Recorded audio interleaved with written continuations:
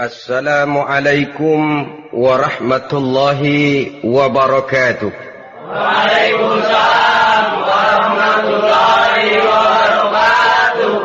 Bismillahirrahmanirrahim. Alhamdulillahi rabbil alamin. Wassalatu wassalamu ala ashrafil anbiya'i wal mursalin wa ala alihi wa ashabihi al-mujahidin at-tahirin, amma ba'du.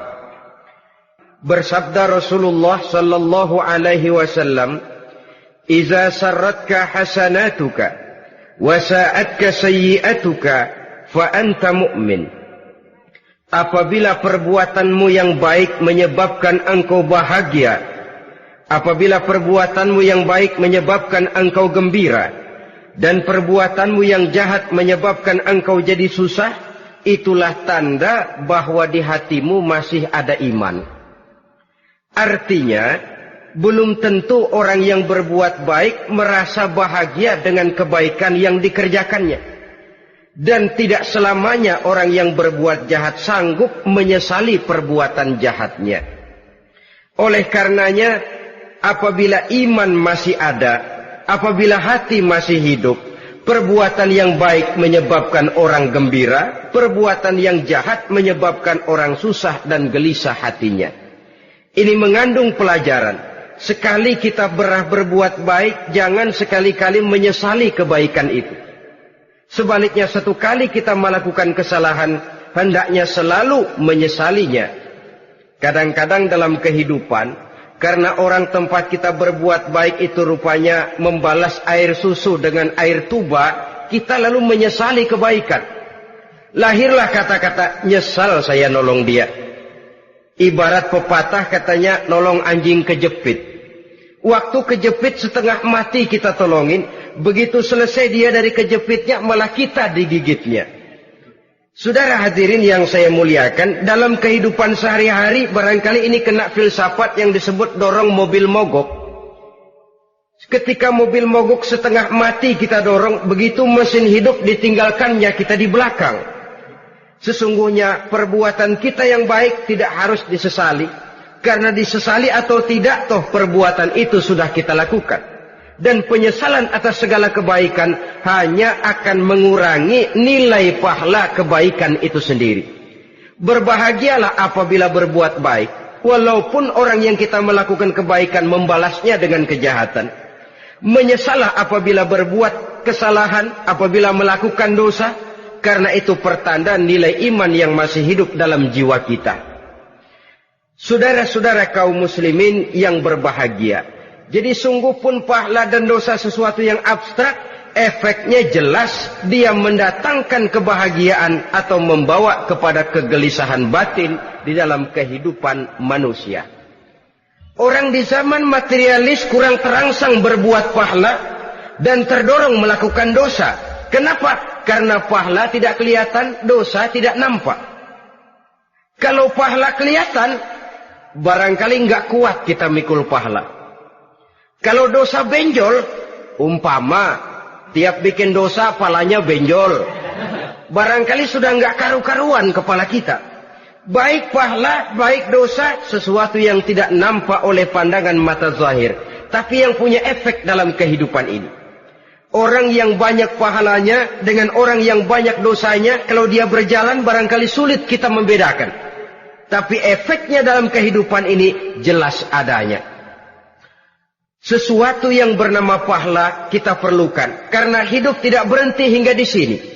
Sesuatu yang bernama dosa harus kita hindarkan, karena ada kelanjutan sesudah hidup yang sekarang ini. Kehidupan dari satu pertanggungan jawab.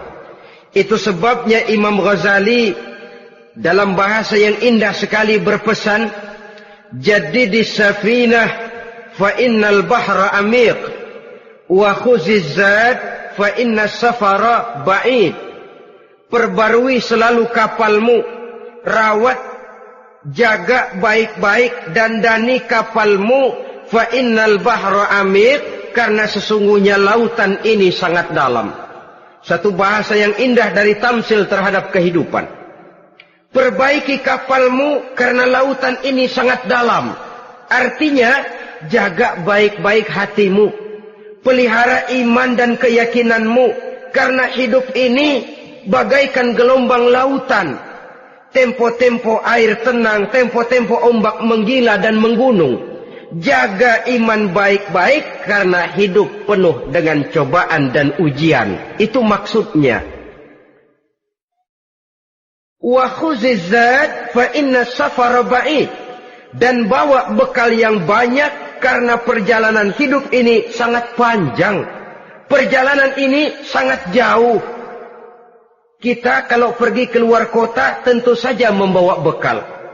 Makin jauh kota yang akan kita tuju, makin banyak bekal yang harus kita bawa. Alangkah sengsaranya manusia apabila dia akan pergi ke satu kota yang jauh, modalnya cuma nekat. Bagaimana nanti di sana sajalah. Tidak membawa bekal sebagaimana yang sewajarnya. Hal yang semacam ini senangnya sih belum tentu, keblangsak dan susahnya sudah kebayang. Itu dalam kehidupan di dunia ini. Bagaimana kalau sudah bicara tentang kehidupan yang akan datang? Karena sesungguhnya hidup ini merupakan satu perjalanan yang sangat panjang. Sejak kita tinggal di alam arwah, pada saat jasad belum lagi diciptakan Allah, ruh sudah diciptakannya lebih dahulu. Sampai kemudian kita pindah ke alam rahim, alam kandungan ibu. Untuk kemudian berpindah kepada kehidupan dunia. Dari dunia ini kita pindah ke alam barzakh. Di sana tinggal kita 100 tahun mungkin, 100.000 tahun mungkin, 1 juta tahun mungkin, menunggu saat datangnya kiamat. Lalu dari alam barzakh pindah kita ke alam akhirat. Satu perjalanan yang sangat panjang. Alangkah malangnya, alangkah sengsaranya, jika tahu kita begitu panjangnya perjalanan hidup ini, tidak ada bekal yang kita bawa. Artinya kesengsaraan, kesulitan yang bertali-tali sudah jelas akan menimpa kita. Kalau pergi kita keluar kota membawa bekal uang, membawa bekal makanan, apa bekal yang mesti kita bawa? Apabila kita kembali ke alam barzakh, kembali ke alam kubur, berkumpul di padang mahsyar di akhirat nanti, nasi yang mau kita bawa, uang yang mau kita bawa, tentu tidak lagi.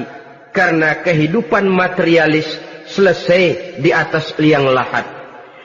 Bila masuk kita ke liang lahat, disitulah pahala dan dosa memegang peranan yang sangat penting. Maka pada pertemuan malam ini, kita akan bicara tentang pahala dan dosa itu. Saudara-saudara kaum muslimin rahimakumullah. Yang dinamakan pahala, kata Imam Ali Al-Jurjani dalam kitab At-Ta'rifatnya, ma yastahiqqu bihi ar-rahmatu wal maghfiratu minallahi ta'ala. Sesuatu yang pelaksananya berhak untuk mendapat rahmah dan ampunan dari Allah. Dengan kata lain, nilai pahala adalah akibat dari perbuatan-perbuatan di dalam melaksanakan perintah dan anjuran yang ada di dalam kehidupan agama. Apabila perintah dan anjuran kita laksanakan, nilai pahala itu lalu datang. Nah, nilai pahala dalam Islam, menurut konsepsi Quran, Allah menjelaskan, man jaa bil hasanati falahu asyru amsalihha. Barang siapa yang datang membawa satu kebajikan, barang siapa yang melaksanakan satu kebaikan, maka dia akan mendapat balasan 10 kali dari kebaikan yang dikerjakannya. 10 kali ini pun masih dilipat gandakan dengan 7. 7 ini pun masih dikalikan 100. Dan itu pun masih ditambah dengan pernyataan, wallahu yudha'ifu liman yasha. Allah masih akan melipat gandakan perbuatan baik seseorang yang dikehendakinya. Itulah nikmatnya dalam Islam. Tetapi sebaliknya, wa man jaa'a bisayyi'ati fala yujza illa mislaha. Barang siapa yang melakukan satu kejahatan, dia tidak akan mendapat balasan kecuali sesuai dengan kejahatan yang dikerjakannya. Alangkah rahman dan rahimnya Allah. Orang yang berbuat baik dibalas 10, dikali 7, dikali 100, masih dilipat gandakan pula.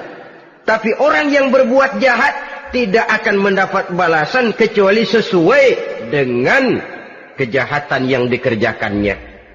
Ini kan beda dengan sifat kita manusia.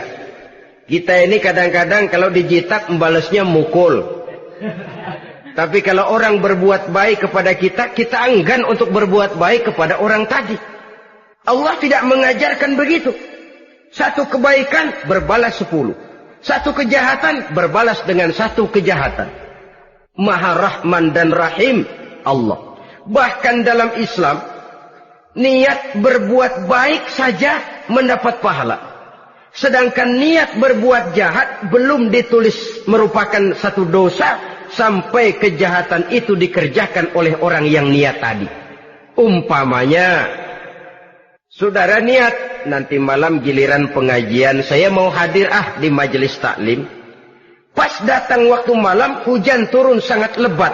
Saudara berhalangan datang ke majelis taklim, saudara sudah mendapat pahala niat. Tapi saudara niat nanti malam kalau turun hujan, saya mau bongkar rumahnya si fulan, saya mau curi seluruh harta bendanya. Ternyata malam saudara tidak mengerjakan perbuatan itu belum ditulis dosa sampai perbuatan itu benar-benar dikerjakan. Tapi lalu jangan macam-macam, kalau begitu niat aja yang baik biar nggak usah dikerjain. Niat aja pengen ngaji walaupun tidak ada niatan untuk ngaji. Allah lebih tahu tentang apa yang terdetik di dalam hati sanubari kita. Itulah sebabnya sangat dianjurkan orang untuk melakukan segala macam kebajikan. Dan dianjurkan orang menjauhkan segala macam bentuk kejahatan. Karena dia akan berefek melahirkan dosa dan pahala. Dosa dan pahala itulah alat untuk memperoleh kebahagiaan di alam kubur, di padang mahsyar, sampai di akhirat nanti. Di dunia ini mungkin segalanya bisa kita beli dengan yang namanya uang. Keamanan kita bisa menyewa petugas untuk menjaga rumah kita. Kendaraan yang mewah bisa kita beli. Udara yang sejuk bisa kita ciptakan. Siapa banyak uang, dia raja. Mungkin itu di dunia. Tapi bisa apa uang kalau kita sudah masuk ke alam kubur? Bisakah munkar nakir kita sogok? Udah karkir, jangan nanya nih, cepet. Bisakah malaikat azab menyingkir dengan uang semir? Ternyata tidak. Untuk memperoleh kebahagiaan di sana, nilai pahala. Kesengsaraan akan kita dapat kalau kita banyak menumpuk dosa. Oleh karena itu jangan beranggapan, pahala nggak kelihatan, dosa juga nggak kelihatan, biarin saja. Yang tidak kelihatan ini pada waktunya akan memegang peranan yang sangat penting. Tapi tidak cuma untuk menghadapi hidup di situ, kita lalu harus berbuat baik dan meninggalkan yang jahat. Terutama juga di dunia ini. Toh pepatah bilang gajah mati meninggalkan gading, harimau mati meninggalkan belang. Apa yang akan kita tinggalkan setelah kita mati? Kita ingin jasad kita boleh hancur terkubur tanah, tapi nama kita ingin hidup terus, dikenang orang 100, 1000, bahkan 1.000.000 tahun yang akan datang. Ditulis orang dengan tinta emas dalam sejarah, tercatat kita sebagai orang baik-baik. Saudara-saudara kaum muslimin rahimakumullah. Lalu perbuatan apa yang bisa mendatangkan pahala itu? Saudara-saudara, semua perbuatan yang diperintah dan dianjurkan oleh Allah, yang dikerjakan dengan ikhlas hanya untuk mencapai ridho Allah, mendatangkan pahala. Kadang-kadang menurut pendapat kita remeh, tapi nilainya di sisi Allah besar. Itu pahala. Menghitung pahala itu hak prerogatif Allah.